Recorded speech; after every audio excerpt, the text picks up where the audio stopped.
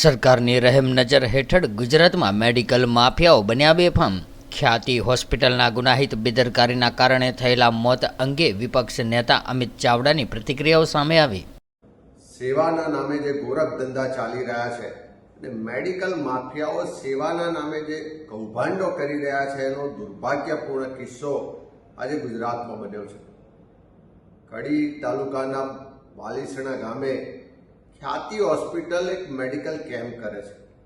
Medical કેમ્પમાંથી 19 લોકોને પોતાની હોસ્પિટલમાં અમદાવાદ લઈ આવવામાં આવે છે અને કોઈ પણ પરિવારને જાણ કર્યા સિવાય એમની એન્જિયોગ્રાફી કરવામાં આવે છે અને એ પૈકીના 7 જેટલા દર્દીઓ પર એન્જિયોપ્લાસ્ટીના ઓપરેશન કરવામાં આવે છે।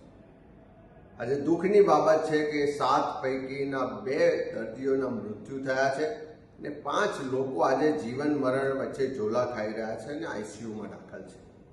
ત્યારે આ મૃતકના પરિવારજનોને અમે સંવેદના પાઠવીએ છીએ, એમના આત્માને શાંતિ મળે એટલા માટે પ્રાર્થના પણ કરીએ છીએ।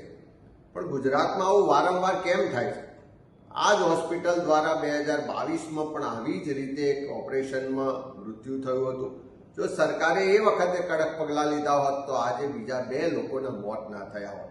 ગુજરાતમાં ક્યાંક અંધાપા કાંડ પણ થાય છે અને જે રીતે આજે મેડિકલ માફિયાઓ બેફામ થયા છે અને સરકારની મિલીભગતને કારણે, સરકારમાં બેઠેલા લોકોના છુપા આશીર્વાદને કારણે આજે ગુજરાતમાં લોકો મેડિકલ સેવાના નામે લૂંટાઈ તો રહ્યા છે, પણ સાથે સાથે સરકારી યોજનાઓ જે મા કાર્ડની યોજના હોય કે આયુષ્યમાન યોજના હોય, જે સારા હેતુ માટે શરૂ કરવામાં આવી, એમાં કરોડો રૂપિયાના કૌભાંડો પણ થઈ રહ્યા છે।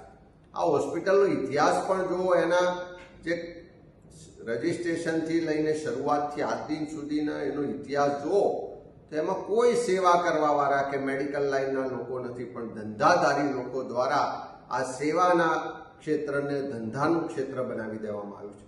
ત્યારે આજે જે ઘટના બની છે દુર્ભાગ્યપૂર્ણ છે। સરકારની આરોગ્ય ક્ષેત્રની નિષ્ફળતાઓને ઉજાગર કરવાવાળી છે અને એક તરફ જ્યારે ગુજરાતમાં લોકો આવા મેડિકલ માફિયાઓના કૌભાંડોને કારણે મોતને ભેટી રહ્યા હોય, જીવન મરણ વચ્ચે ઝોલા ખાઈ રહ્યા હોય, અને બીજી બાજુ રાજ્યના આરોગ્ય મંત્રી મહારાષ્ટ્રમાં ચૂંટણીમાં વ્યસ્ત છે।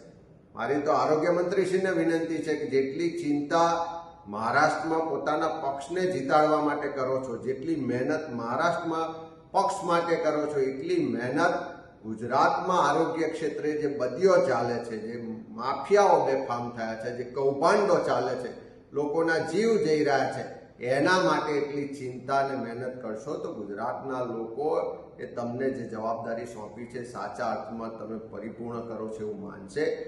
આ જે દુર્ઘટના બની છે દુર્ભાગ્યપૂર્ણ છે। જે 2 લોકોના મૃત્યુ થયા છે એના પરિવારજનોને પૂરતું વળતર મળવું જોઈએ।